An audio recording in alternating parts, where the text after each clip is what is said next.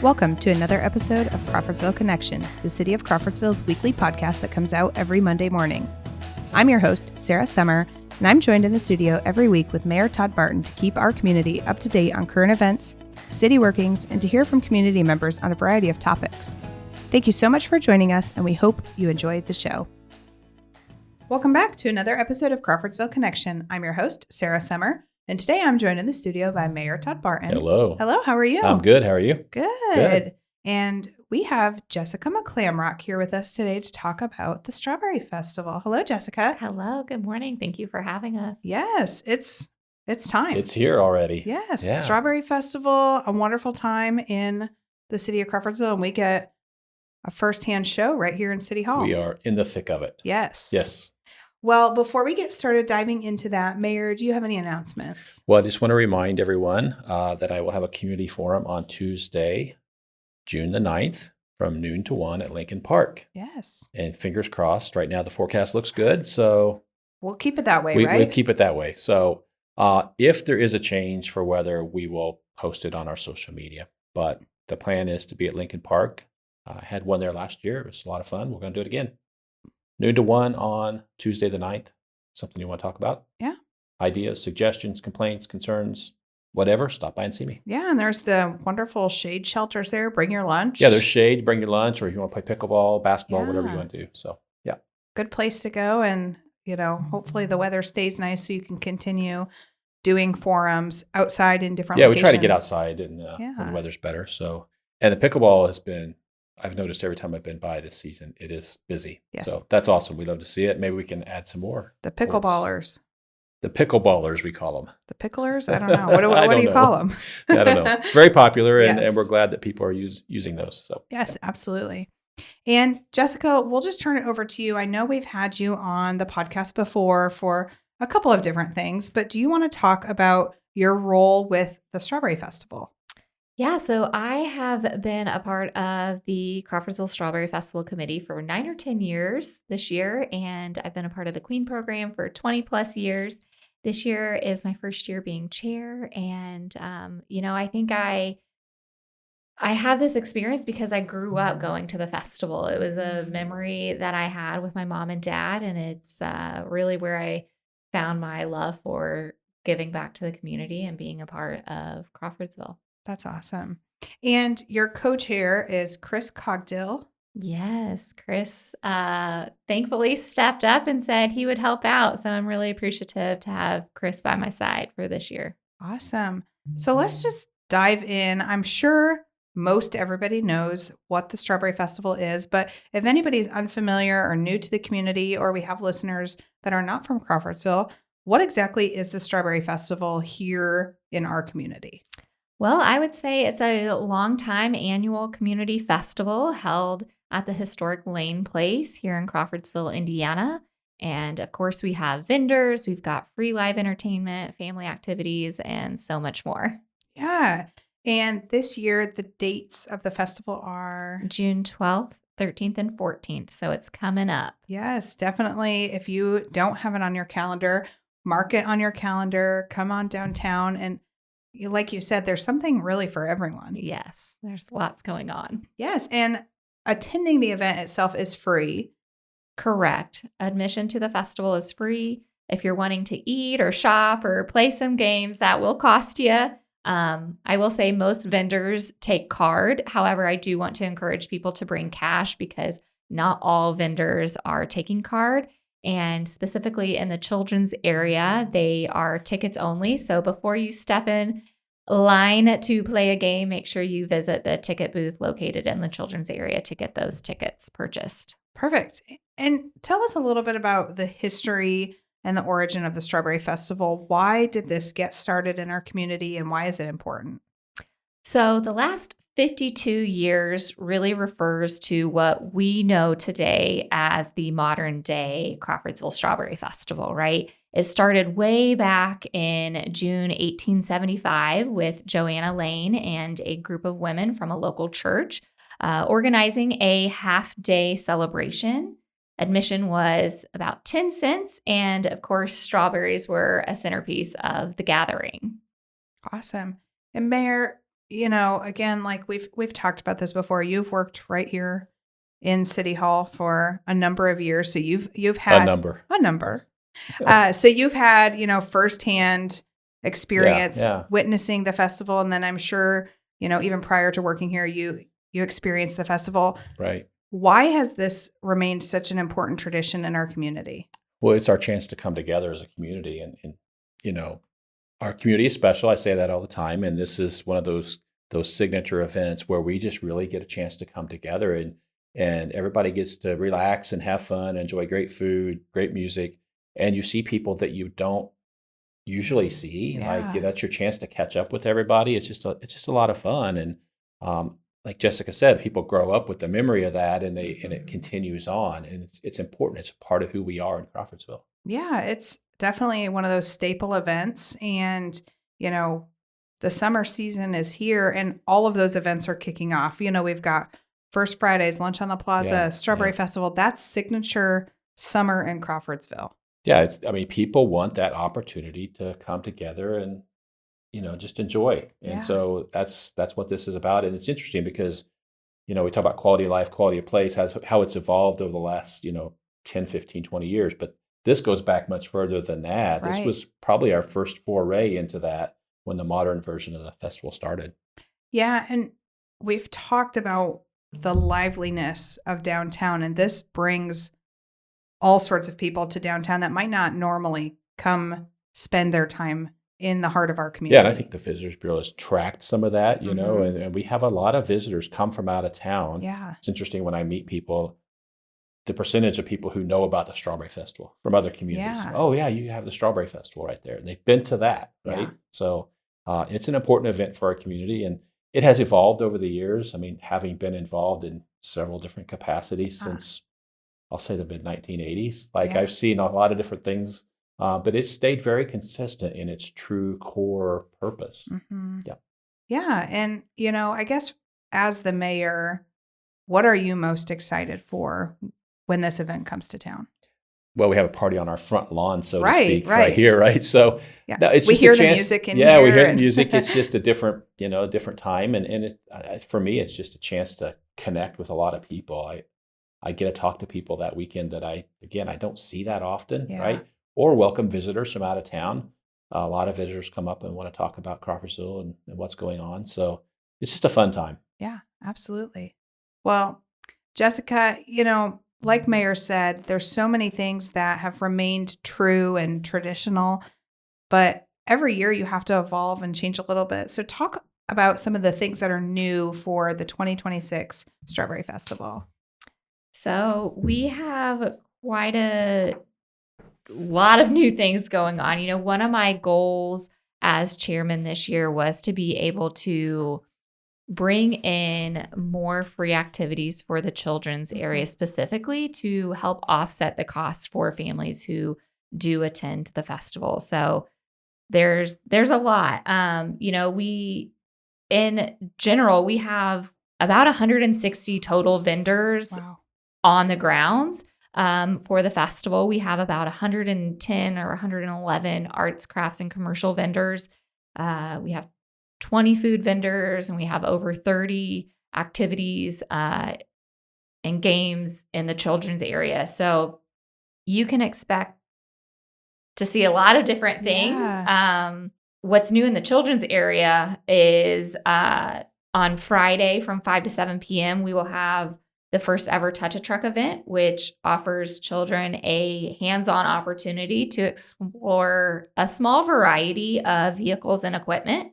On Saturday, we have partnered with Ironman Raceway and Broken Heart Cycling to bring the Ironman Raceway Bike Blast event from 2 to 5 p.m., which I think if you know anything about Ironman Raceway and the Schaefers, that's going to bring a ton of energy to the festival that Absolutely. we probably haven't seen before. So I'm super excited about that.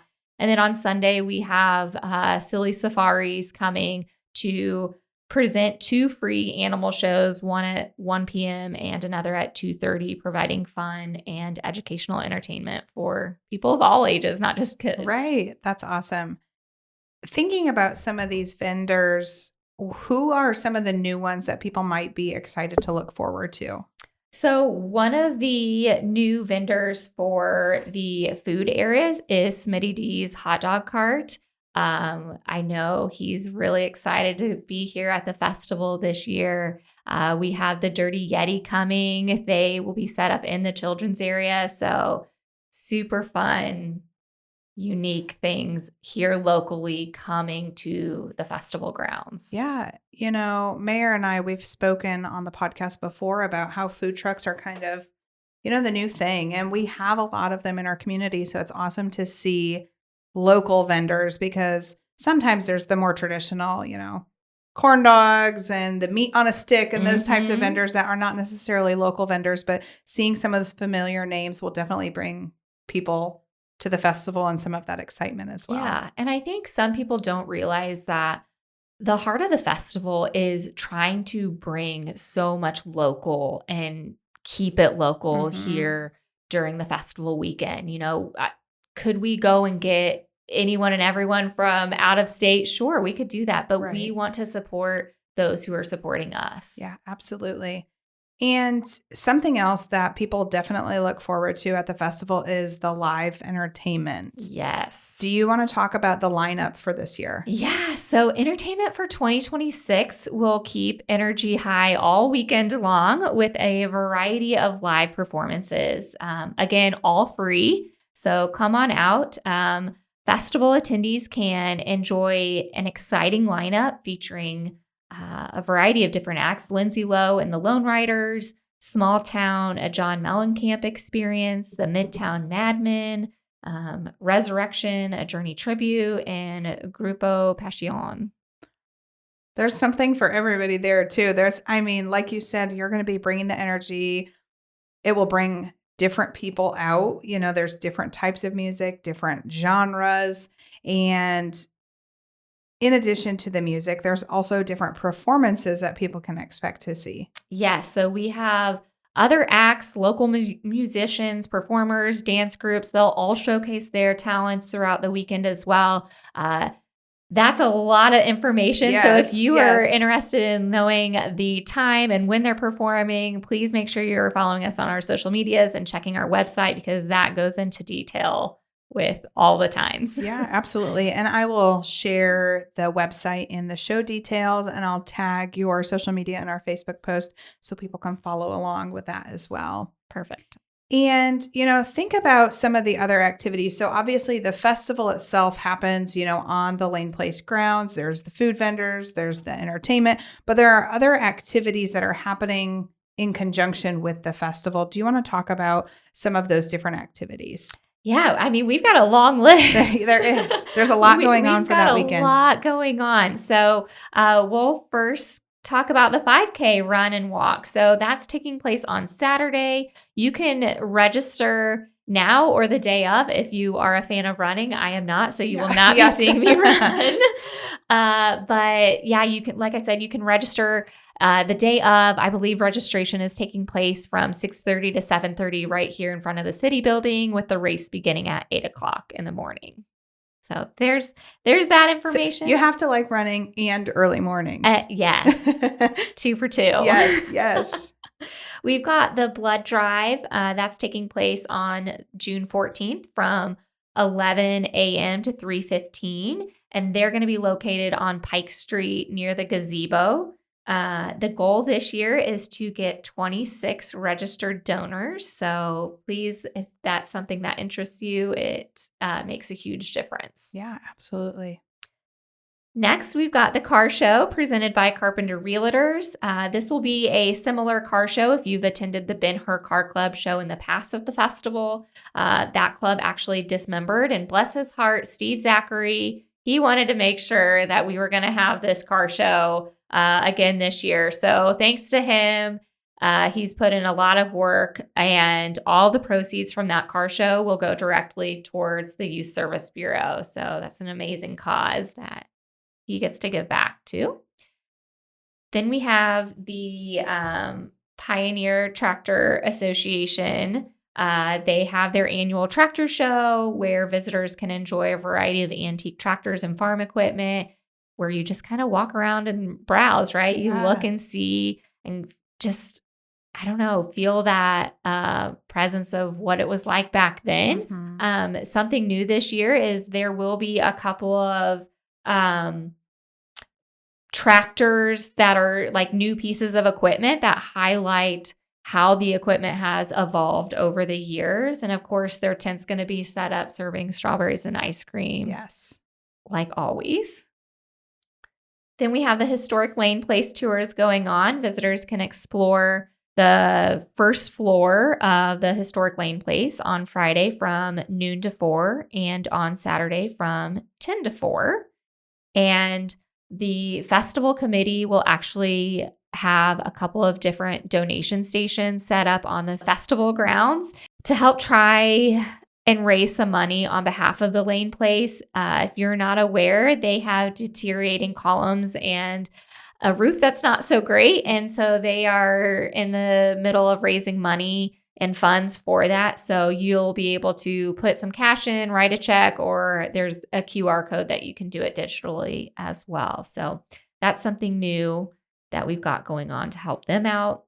Of course, our baby contest is coming on Saturday. This is the second annual baby contest. That will be at noon on stage. Last time I heard, we have over 70 contestants. Wow. So again, it was really popular last year and it seems to be popular again this year. So that's really fun. Yes.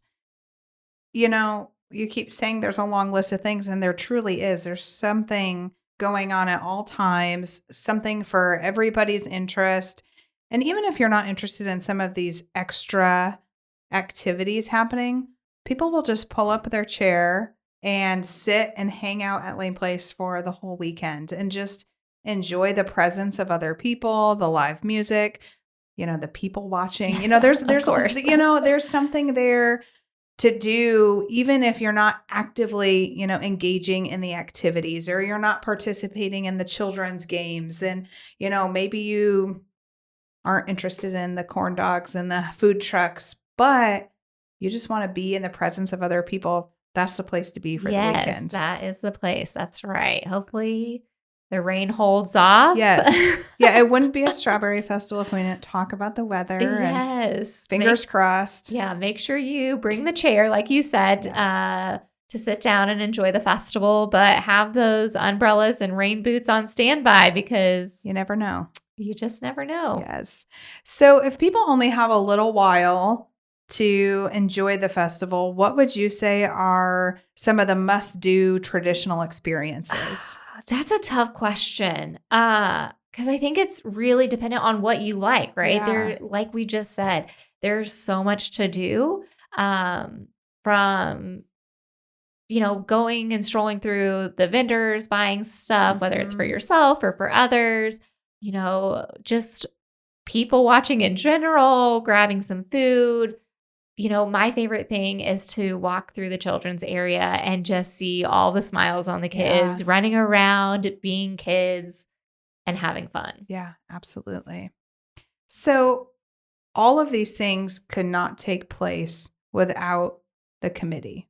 That is right. Yes. Talk a little bit about the behind the scenes of the festival, the planning process, and all of the stuff that the rest of the community might not see that goes into planning an event like this.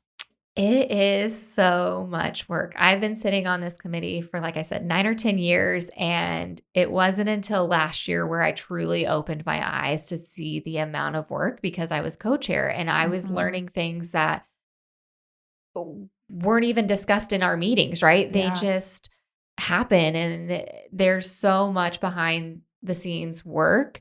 I have said it so many times that the committee is a well-oiled machine, thanks to a core group of dedicated volunteers who have spent, 20, 30, even 40 plus years Yeah. serving the Crawfordsville Strawberry Festival. Mhm. So they know exactly what needs to be done and Right. when it needs to be done. And sometimes I have to apologize to a couple of the committee members because I'm like, I know you've told me this, but I can't remember because there's just been so much information thrown at me this past year with all of the things. Yeah.